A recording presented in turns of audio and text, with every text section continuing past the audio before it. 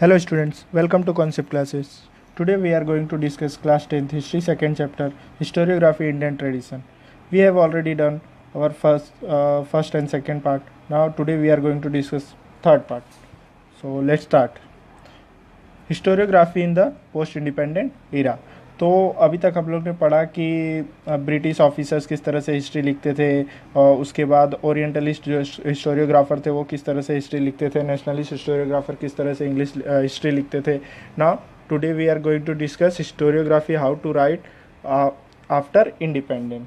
तो इंडिपेंडेंट के बाद हिस्ट्री किस तरह से लिखी जाने लगी। So let's start now. Along with the writings the dynasty histories, the cultural, social, economical histories were also being writing. Scholars of a post-independent era began to feel the need of writing histories for a various communities, science, economical system, political ideologies, cultural aspects, etc.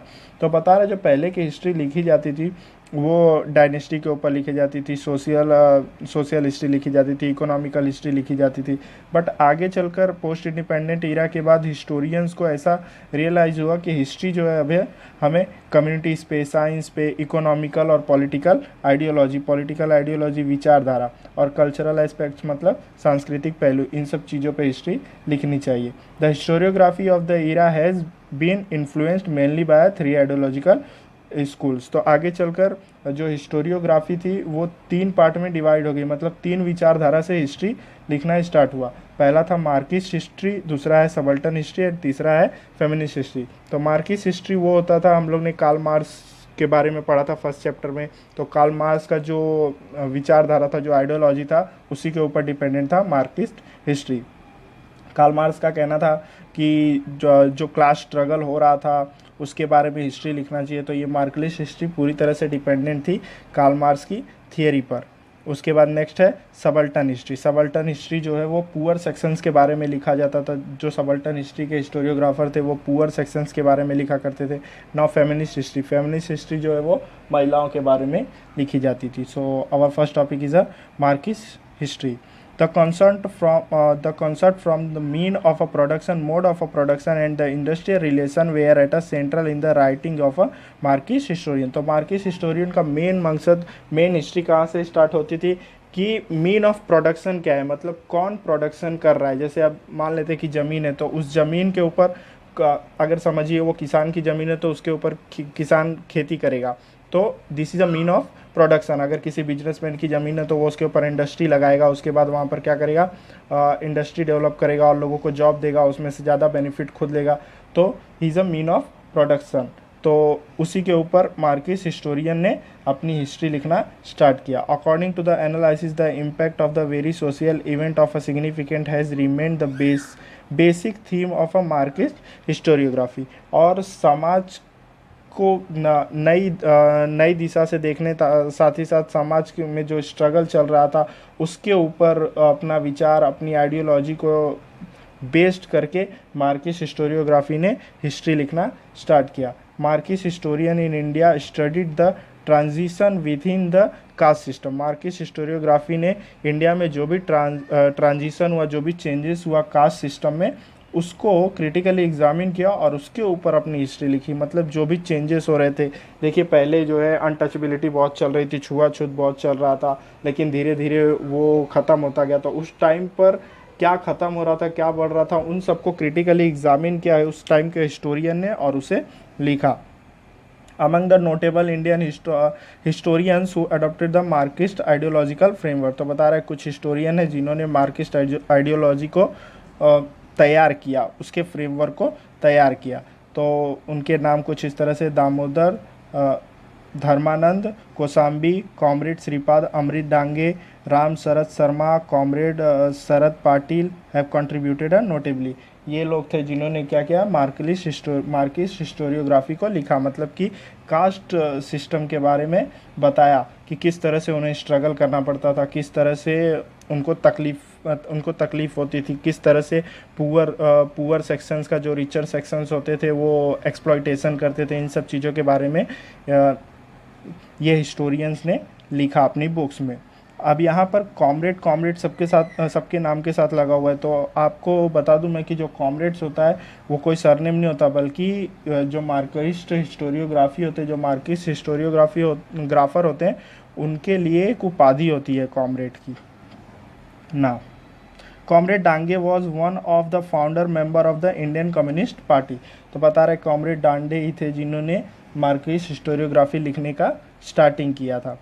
और इनकी पहली book थी primitive communism to slavery, the book written by with the respect of Marxist historiography. और इन्होंने अपनी ये book जो लिखी थी पूरी तरह से ये मार्किस्ट हिस्टोरियोग्राफी में लिखी थी, मतलब कि पूरी तरह से कास्ट सिस्टम, जो पिछड़ी जाति के लोगों के साथ एक्सप्लॉयटेशन हो रहा था उन सब के ऊपर बेस्ड इन्होंने अपने सबसे पहले ये पुस्तक लिखी थी।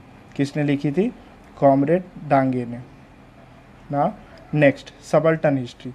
The seed of a subaltern history are found in the Marxist historiography. तो बता रहा है सबल्टन हिस्ट्री के जो बीज थी वो मार्किस्ट हिस्टोरियोग्राफी में ही दिखे थे। मतलब मार्किस्ट हिस्टोरियोग्राफी क्या करते थे, पुअर और वीकर सेक्शन दोनों के बारे में बताते थे, लेकिन सबल्टन हिस्ट्री में क्या होता था कि ये लोग सिर्फ पुअर सेक्शन के बारे में बताते थे कि किस तरह से उनका एक्सप्लॉयटेशन हो रहा है, किस तरह से उनका शोषण हो रहा है, किस तरह से उनके साथ दुर्व्यवहार किया जा रहा है, किस तरह से उन्हें स्कूल्स, कॉलेजेस, हॉस्पिटल्स इन सब जगहों पर नहीं जाने दिया जा रहा है।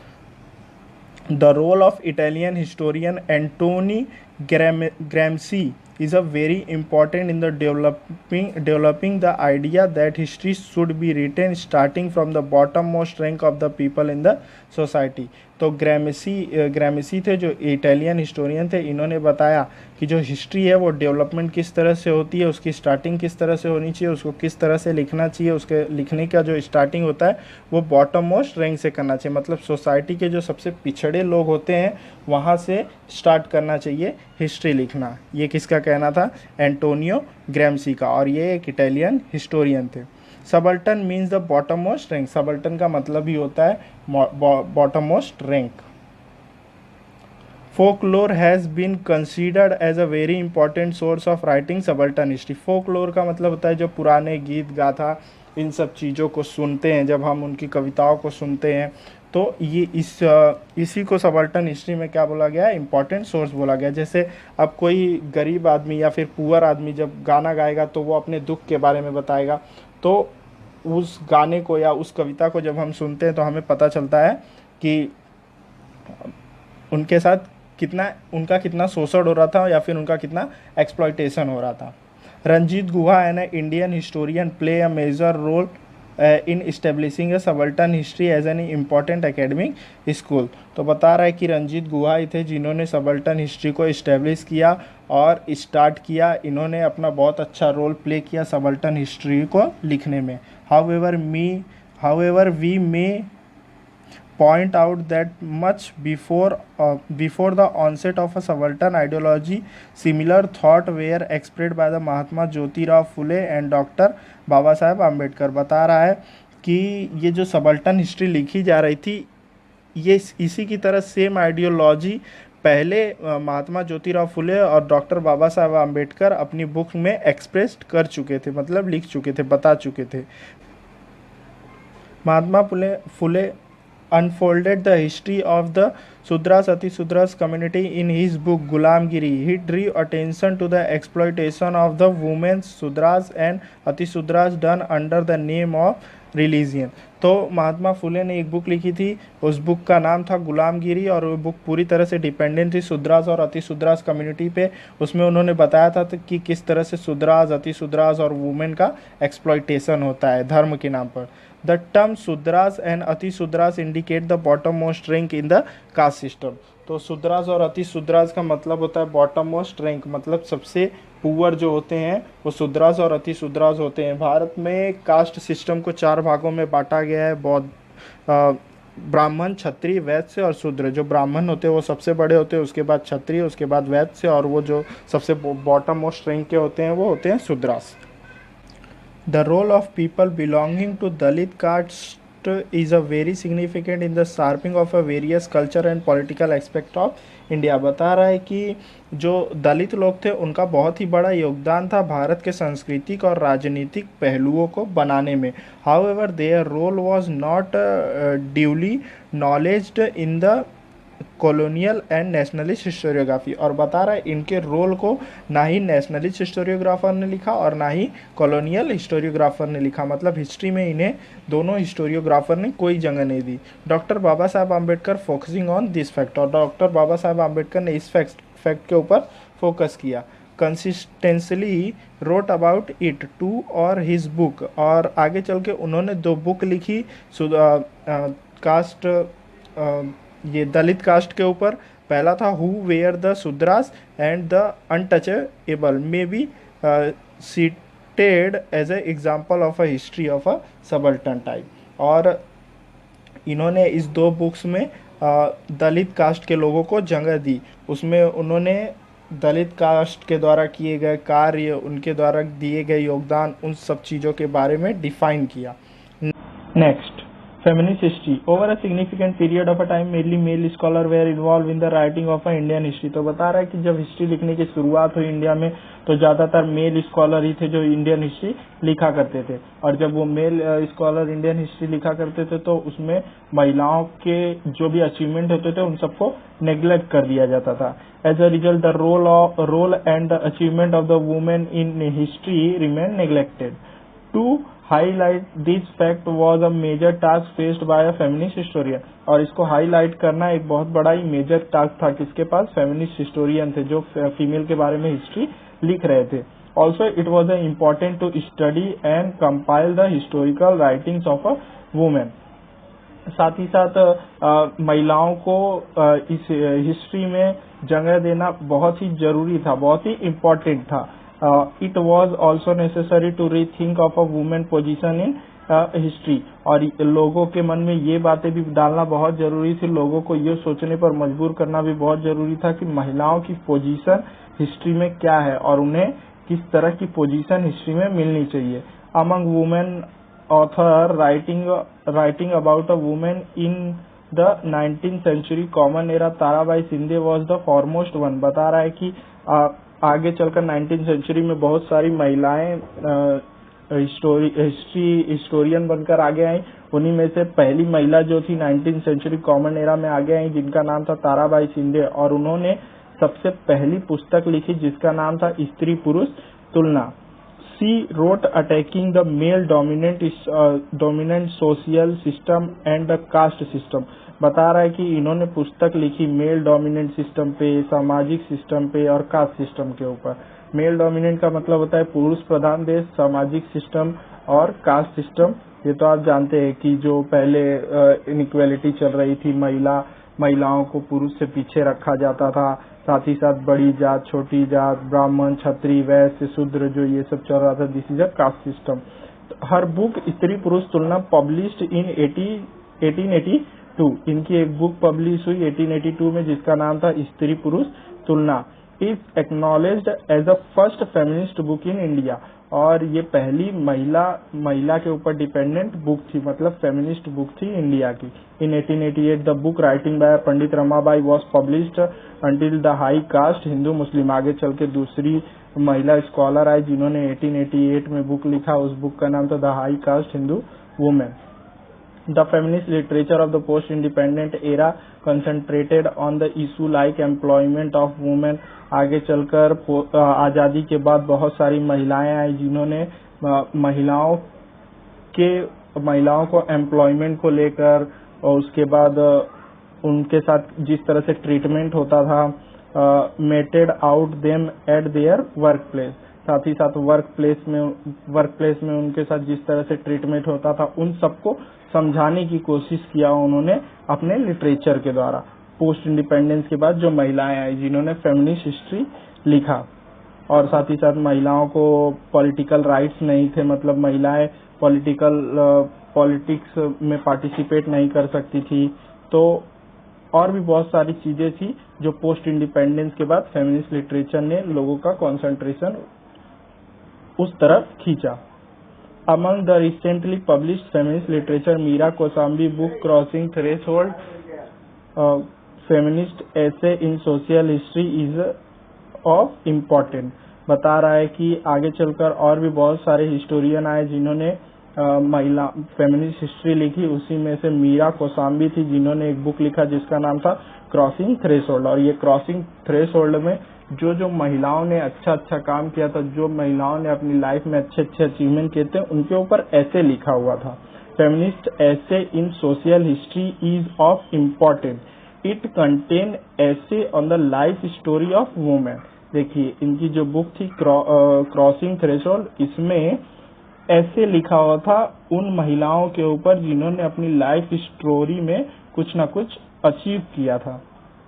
उसी में से Pandit Ramabai, doctor Rukmabai, the first practising lady doctor of India, the lords of literature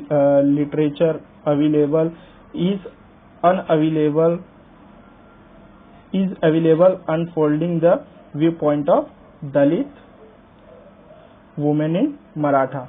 बता रहा है कि जैसे इनकी जो बुक थी क्रॉसिंग थ्रेशोल्ड, उसमें पंडित रमाबाई के ऊपर ऐसे लिखा था, डॉक्टर रुकमाबाई के ऊपर ऐसे लिखा था। ये भारत की पहली महिला डॉक्टर थी जिस टाइम पर महिलाओं को घरों से बाहर नहीं निकलने दिया जाता था, महिलाओं को पढ़ने नहीं जाने दिया था, उस टाइम पर इन्होंने सब सीमाओं को लांघ कर डॉक्टर की डिग्री हासिल की और ये डॉक्टर बनी। तो इनके बारे में लोगों को जानना बहुत जरूरी था और सही बात है, इनके बारे में लोगों को जानना चाहिए था कि उस टाइम पर इनका किस तरह से एक्सप्लॉयटेशन होता था, किस तरह से शोषण होता था।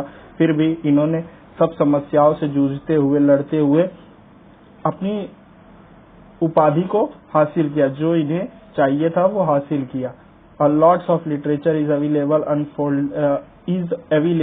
Unfolded the view point of Dalit women is in Maharashtra. उसके बाद बता रहा है कि दलित वुमेन जो थी महाराष्ट्र के, उनके ऊपर भी बहुत सारी बुक्स लिखी गई।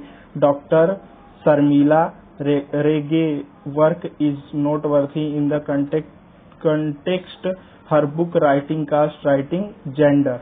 तो बता रहा है कि डॉक्टर शर्मिला रेगे ने भी एक बुक लिखी, उस बुक का नाम था writing caste writing gender. Reading Dalit women testimony included her essays on the autobiography of Dalit women. उसके बाद बता रहा है कि इन्होंने अपनी बुक्स में बहुत सारी दलित वुमेन्स की ऑटोबायोग्राफी को भी लिखा। आगे, do you know publication of a Marathi Riyasat by Govind Sakharam Sardesai was a momentous achievement in the field of Indian historiography. बता रहा है कि सखाराम सरदेसाई ने एक बुक लिखी जिसका नाम था मराठी रियासत, और ये इंडियन हिस्टोरियोग्राफी में बहुत बड़ा अचीवमेंट था। His work become so famous that people began to address him Riyasatkar. और इनकी ये जो बुक थी वो बहुत फेमस हुई और आगे चलकर लोगों ने इन्हें उपाधि दी रियासतकर की। He publish several volume of a Marathi history, और इन्होंने मराठी हिस्ट्री को बहुत सारे वॉल्यूम में पब्लिश किया। There have been a number of Indian historians who wrote without embracing a particular ideology। तो बता रहा है कि भारत में बहुत सारे ऐसे इंडियन स्कॉलर्स आए जिन्होंने किसी भी एक विचारधारा को लेकर हिस्ट्री नहीं लिखा। उन्होंने सब कुछ देखते हुए सब कुछ को लेकर हिस्ट्री लिखा। अब जैसे मार्किस्ट हिस्टोरियन क्या थे, मार्किस्ट हिस्टोरियन सिर्फ कास्ट सिस्टम के ऊपर हिस्ट्री लिखते थे, तो ये लोगों ने ऐसा नहीं किया। ये लोगों ने हर एक चीज के बारे में हिस्ट्री लिखा। अमंग देम हिस्टोरियन लाइक, और देखिए कुछ हिस्टोरियंस के नाम दिए यहाँ पे, sir Jadunath Sarkar, Surendranath Sen, Riyasatkar, GS Sardesai and Trimbak Shankar, Sejwalkar and noteworthy. तो ये सब स्कॉलर्स के नाम है जिन्होंने इंडियन हिस्ट्री में अपना योगदान दिया और इंडियन हिस्ट्री को आगे बढ़ाया। In the recent time historian like Yashwant Dinkar, Phadke, Ramchandra Guha etcetera have contributed extremely to the historiography of a modern India. बता रहा है कि यशवंत दिनकर, फड़के और रामचंद्र गुहा ने बहुत सारी हिस्ट्री के ऊपर डिपेंडेंट बुक लिखी जो हमें नॉलेज देती है किसके बारे में, मॉडर्न इंडिया के बारे में। जैसे रामचंद्र गुहा के बुक्स के बारे में अगर मैं बात करूं तो उनके द्वारा लिखी गई बुक्स थी India after Gandhi, Gandhi before India, उसके बाद गांधी, उसके बाद the corner of a foreign field, उसके बाद भारत नेहरू के बाद, तो ये सब जो है इनके द्वारा लिखी गई बुक थी। किसके द्वारा? रामचंद्र गुहा के द्वारा। Thus, it is evident that the Indian historiography has been influenced greatly by the social and political movements। और ये सब बुक्स है और ये जो हिस्टोरियोग्राफी है, इससे पता चलता है कि जो इंडियन हिस्टोरियोग्राफी थी वो सोशल एंड पॉलिटिकल मूवमेंट्स की वजह से आगे बढ़ी, मतलब सामाजिक और राजनीतिक जो आंदोलन हुए उनकी वजह से आगे बढ़ी। It seems that some part of Indian historiography was also developed outside the influence of this movement। बता रहा है कि किसी पार्ट में तो हमें ये पता चलता है कि बाहर से होने वाले मूवमेंट्स की वजह से भी इंडियन हिस्टोरियोग्राफी डेवलप्ड हुई। अब बाहर से होने वाले मूवमेंट को देखा जाए तो जैसे अब खिलाफत मूवमेंट हुआ था 1919 में, तो खिलाफत मूवमेंट तो टर्की में चल रहा था, लेकिन वो भारत में किस तरह से आ गया? भारत में इसलिए आया था वो क्योंकि जो मुसलमान थे वो भी टर्की में अंग्रेजों के खिलाफ ही खिलाफत आंदोलन कर रहे थे। और जब अंग्रेज तो यहाँ पर भी उस टाइम राज कर रहे थे, तो यहाँ के मुसलमानों ने यहाँ के अंग्रेजों के खिलाफ वही खिलाफत मूवमेंट स्टार्ट कर दिया था। तो ये सब आउटसाइड जो मूवमेंट हुए थे उनका भी प्रभाव इंडियन हिस्टोरियोग्राफी पे पड़ा था। तो यहाँ पर हमारा सेकेंड चैप्टर खत्म होता है। आई होप आपको सेकेंड चैप्टर समझ में आया होगा। अगर आपको कोई भी डाउट है तो आप कमेंट करके मुझे पूछ सकते हैं।